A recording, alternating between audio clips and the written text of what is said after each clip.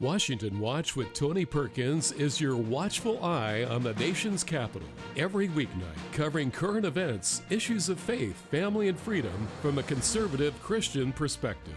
Washington Watch, thanks so much for joining us. Bringing you up close to newsmakers, members of Congress, and prominent pro-family leaders from across the nation.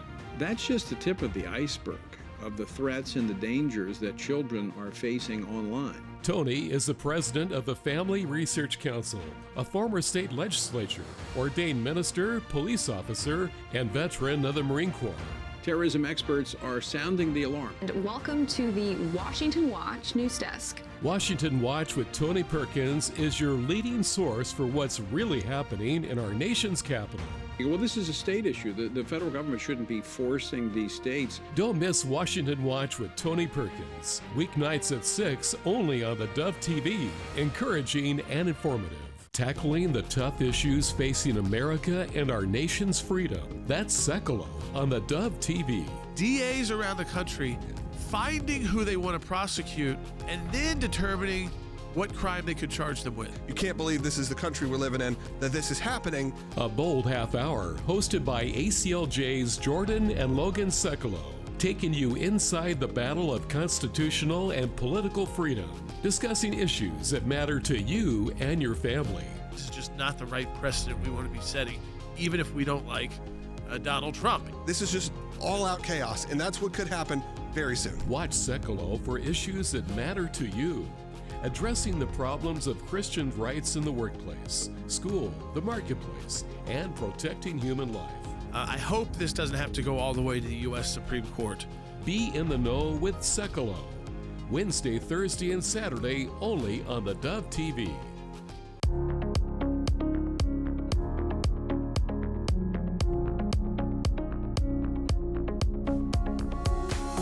Well, welcome back. Of course, the Middle East is very much on everybody's mind these days, and what will ultimately happen to Iran. I am so delighted and perfect timing to have back with us a good friend and somebody that I have high regard for. Frank Gaffney's back with us. He's the president of the Institute for the American Future. He has acted as President Reagan's Assistant Secretary of Defense for International Security Policy.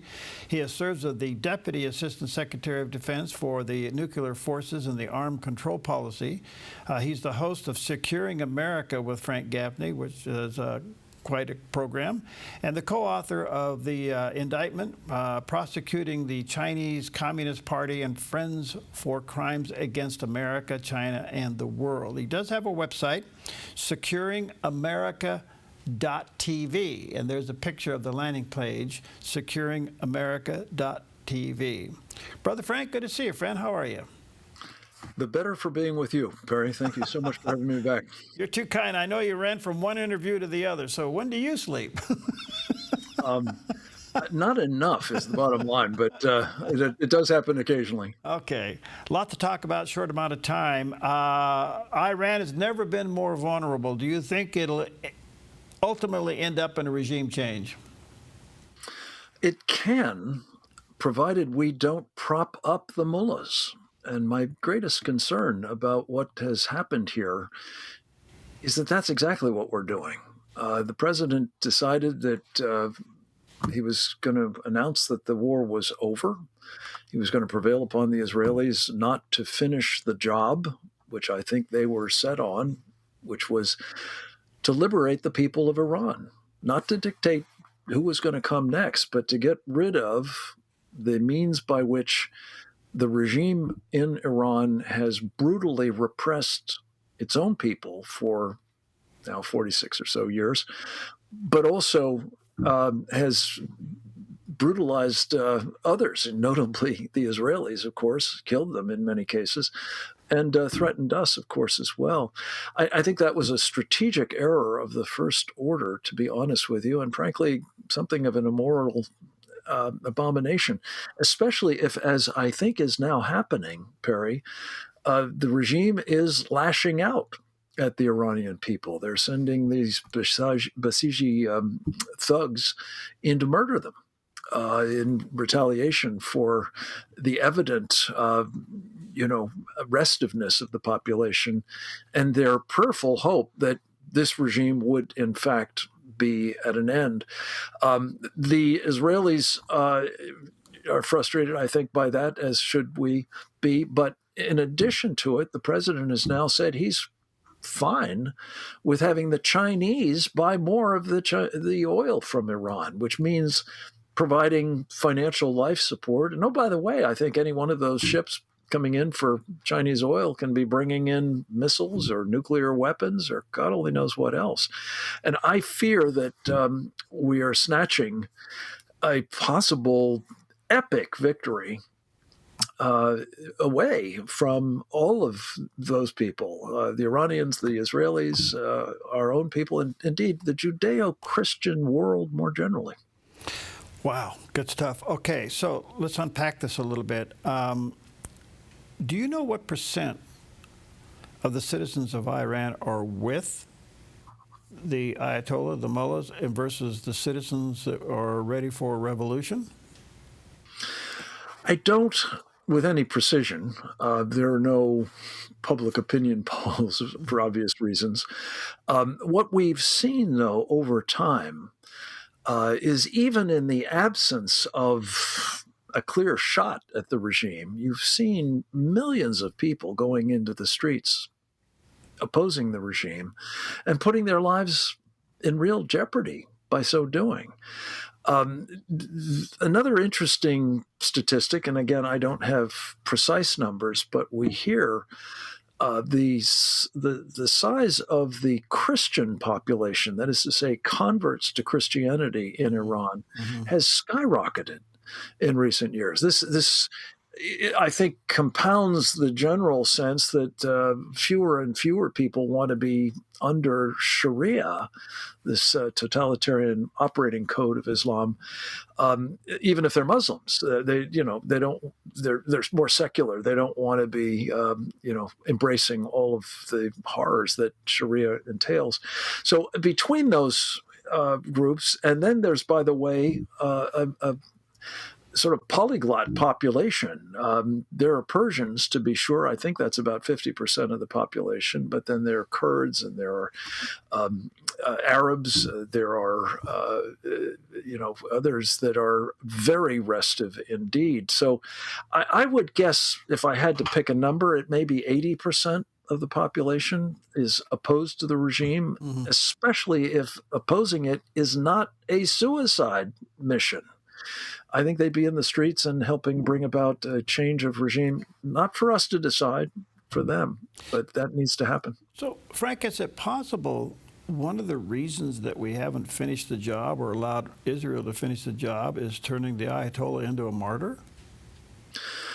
Well, I suspect there may be some who say that, but I think the number of people who care whether he is a martyr or not, are fairly small. And those that do care are not with us anyway. Those are people who will be, very much promoting this idea of Sharia supremacism, meaning death to Israel, meaning death to America, and I would argue actually death to Judeo-Christian civilization more generally. Yeah. Do you think it's possible, given the scenarios you're laying out here, that the president knows that this current ceasefire will not hold? Therefore, we have to go finish the job. That's the best case, as far as I'm concerned. Look, I want to give the president credit. I think he has played this, effort to contend with the obvious and I think very imminent threat of an Iranian nuclear weapon masterfully. And he says himself he did it with a measure of deception. He's done it in very close partnership with a man who uncharacteristically he praised to the heavens just yesterday, and that would be Prime Minister Benjamin Netanyahu of Israel. He's described him as a member of a team that has worked as closely as any ever, and I think that's true. So all of those things suggest that he does understand that we can't have a perpetuation of the present arrangement. But on the other hand, he has also seemed at least in the past 24 hours or so, indifferent to some of the things that I would think would just make this obvious. One is, in the aftermath of our bombing of Fordow and these other two sites, you may recall, Perry, everybody was talking about, well, what could the Iranians do? They could attack our personnel in the Gulf, which they did do, albeit in a sort of ineffectual way. We could talk about that if you'd like. They could, attack Israel more, and of course they were doing that rather relentlessly until the ceasefire.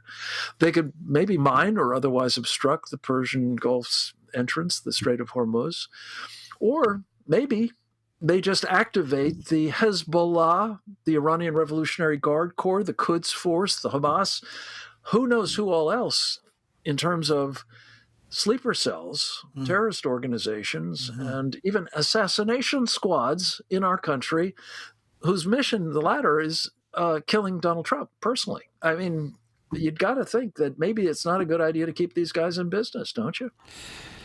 Yeah. Gosh, boy, you unplugged a lot of stuff here. Let me just ask one more question as it relates to the damage so far. Do you think we really don't know what happened to the enriched uranium? I would be astonished if we had perfect awareness of what has happened to the uranium that has been enriched, the various means by which it could be put into nuclear weapons, the whereabouts of such means, and the status of the taking of such weapons and mating them up with the missiles. This, again, Perry, is exactly why I've always thought that just trying to put the nuclear weapons program out of business was a fool's errand. I mean, important. I'm not opposed to it, mind you, but I just think that it requires a level of situational awareness, if you will, that it's impossible to have in light of the secretiveness of this system and the degree to which they've been able to hide things deep underground in some cases for many, many years. So it brings me back to the main point. We've got to get rid of the people who want those nuclear weapons if you want to have confidence that they're not going to be unleashed on Israel or perhaps on us. One other quick question, Frank, before I take a break. I have to ask this question, as angry as it makes me, but why? Why did the legacy fake news do what they did over the last 3 days? Oh, I think it's part of their, orneriness of when it comes to Donald Trump. Anything that could be done to diminish his accomplishments, to deny him an obvious success, they have done, and they've done it basically since he came down the escalator. They went from being among his greatest admirers until he entered Republican politics, and they've been at his, throat ever since. Okay, and then one other quick question. Do you think some of this is trying to set the stage for a revolution? And the reason I ask that question is, it doesn't seem like the stage is quite set yet. I mean, if the Ayatollah is still in position, he can retaliate on his own people. I mean, how do you set the stage for a successful revolution? Yeah, I think this was teeing up for a successful revolution, but I think when the president said the war is over and told the Israelis stand down, that did not set the stage. I think that unset the stage for the revolution that is in the interest of the people of Iran, Israel, other, by the way, friendly nations, relatively friendly nations in the Middle East, and certainly our interest as well. All right, let me take a quick break. Check out Frank's website, securingamerica.tv. Very, very resourceful. Frank's in the know. There he is, securingamerica.tv. We'll take a quick break. We'll be right back.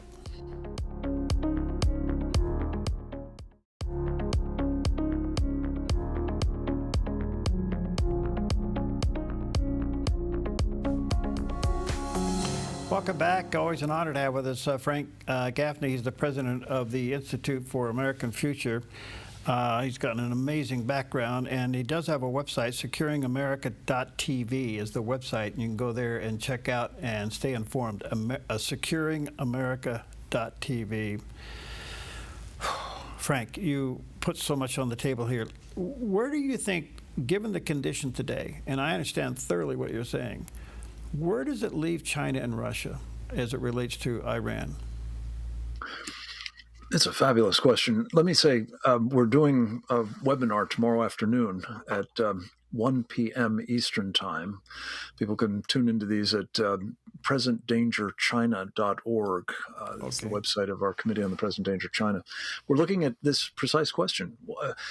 The Russians and the Chinese had joined in sort of comprehensive alliance arrangements with the Iranians, we were told, including security arrangements. They've, had naval exercises.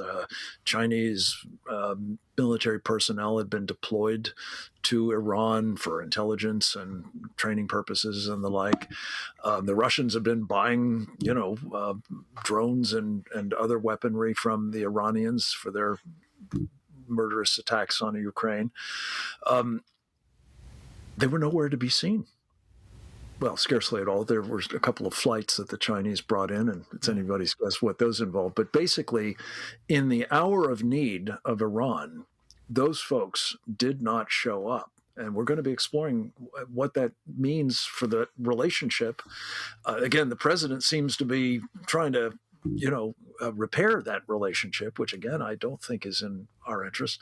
But where do the Iranians stand with their putative allies is a question, and where do the Russians and Chinese perhaps stand now in terms of other joint, no limits partnerships, I guess is what they've called them, and what threats might those represent to us in the future? Boy, that you make a good point. I don't know where they are. I want to talk about other Middle East nations kind of going quiet too. But before we finish with Russia and China, part of it's been said, I don't know this, you're the guy in the know, but it's been said part of the strategy of this last attack against the nuclear project there in Iran and in the future is to not touch the refineries and the oil reserves, leaving the citizens an economy to work with if there is a revolution.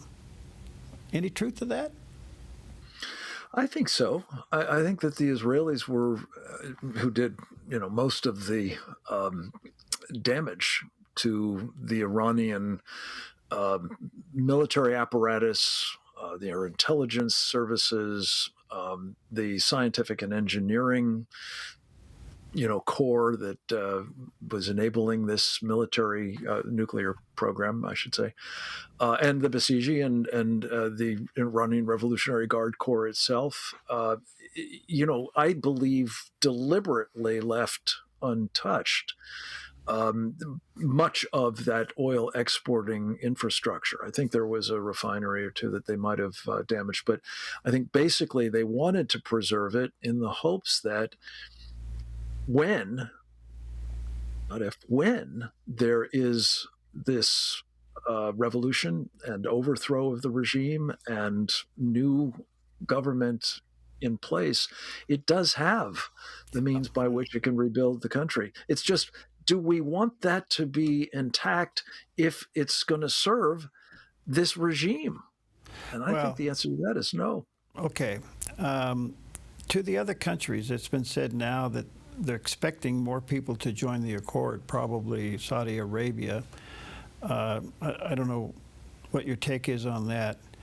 And did President Trump's trip to the Middle East before all this started, where he didn't drop off and say hi to Israel, he just flew over it, but the one stop that kind of put everybody on tilt was Qatar, and you kind of go, what are you doing there? Mm-hmm. First of all, do you think Saudi Arabia will come into the accord, possibly Syria? And what's your take on shaking hands with Qatar? I would say that the prospects of Saudi Arabia becoming formally at peace with Israel are high. They're not as high as they would be if the Iranians were free, as opposed to still under the existing regime. Remember, the October 7th war was instigated by the Iranians with initially the attack on Israel by Hamas, Right. but it was supposed to be basically jointly with Hezbollah. It took a day or so for the Hezbollah guys to get engaged. But the reason for the timing of that was the Iranians were determined to prevent what seemed at the time to be in the offing, namely this rapprochement between Israel and Saudi Arabia. So the Saudis are going to have to be calculating, is it safe to go there? If these guys are still across the Gulf, still equipped with the capability to damage their oil infrastructure as the Iranians have done in the past, or worse, I don't know. But I will just tell you, if you finish the job, I think it's a certitude that the Saudis will formalize what's already a pretty strong informal relationship between the two countries. Now, as to Qatar, I'm with you, Perry. It made my stomach churn, I have to say, to see, both the president and, quite frankly, his family intimately involved with the people who are funding jihadism worldwide, including in Iran, by the way. And I kind of alluded to this in my comment about the not so serious attack on Qatar by the Iranians after we, struck their facilities. I kind of think what was going on there was an Iranian effort to burnish the credentials of Qatar as not being part of their enterprise. They're on our side. They're not on their side. They're a major NATO, non-NATO, I should say, ally. We've got our base there, and they're on Team Trump. I don't think so, honestly. I think these are people who desperately want what the Iranians want, and all of the other Muslim Brotherhood and Turkish and Sharia supremacist enterprises around the world, which is the end of us and the end of Judeo-Christian civilization. Do you think his visit there temporarily neutered them, suspended them from responding to this past weekend? The Qataris you're talking about? Yes. Oh, I don't think so. I think, if anything, it's emboldened them. Okay. I think that I've heard said that they believe that they now control U.S. foreign policy. Gosh, that ought to keep you up at night. It does. All right, let me switch hats for you just for a moment. How are you processing this prophetically? That's not my line of country.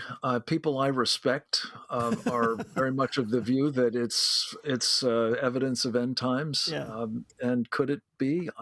I'm just not equipped to say. But my faith is in the Lord, Perry, and it's His good timing that all of that will take place. All right. I don't know if it's on our watch or not. Nope. I appreciate that. I totally get it. So, do you think long term? I realize you got a lot of things on the table that have deep concern, but do you think at the end of the day there is a regime change? I think it's a certitude. If only we will help it be accomplished. And again, I'm not talking about boots on the ground. Mm-hmm. I'm not even really talking about the United States being directly involved in any way. Just let the Israelis finish the job. Okay. I think they were within days of accomplishing it. And it's one of the reasons why, they were so desperate to get another salvo in there, particularly, I think, targeting these Basiji. But here's just an alternative proposition that is very unsavory, I have to say. You may remember, Perry, George H.W. Bush encouraged the Kurds of Iraq to rise up against Saddam Hussein, and then sat on his hands when Saddam Hussein took advantage of the opportunity to use poison gas to murder them en masse. Well, I fear that we're setting up a situation that could be very similar, where we are not actually encouraging, a revolution, but we'd be okay with it. But certainly the desire to free themselves is very real, and we may watch them being murdered en masse. I hope not. I hope not too. Is it again? One other possibility is that the president in Israel knows that this ceasefire will be broken, and therefore the door's open. I just don't want to rely on the Iranians to help us do what we need to do. Yeah. You're right. It's a distinct possibility, but I hope that's not the case. Yeah. We'll see. The Israelis, I think, are very much anxious to ensure that this threat doesn't simply reemerge in another few years or maybe sooner. And we should make sure that that's the case, too. 10 seconds. Why doesn't Israel just go at it by themselves anyway? They're a sovereign nation. I mean, I realize we're partners, but after all, it's their life. It is, and it may come to that, but I think they don't want to anger President Trump. Okay. For good reasons. All right. SecuringAmerica.tv, that's Frank's website. There's a picture of the landing page, SecuringAmerica.tv. Thank you, Frank. God bless your friend. You always give us time, and I value it greatly. Thanks, brother. Always happy to do it, my friend. Okay. God bless you.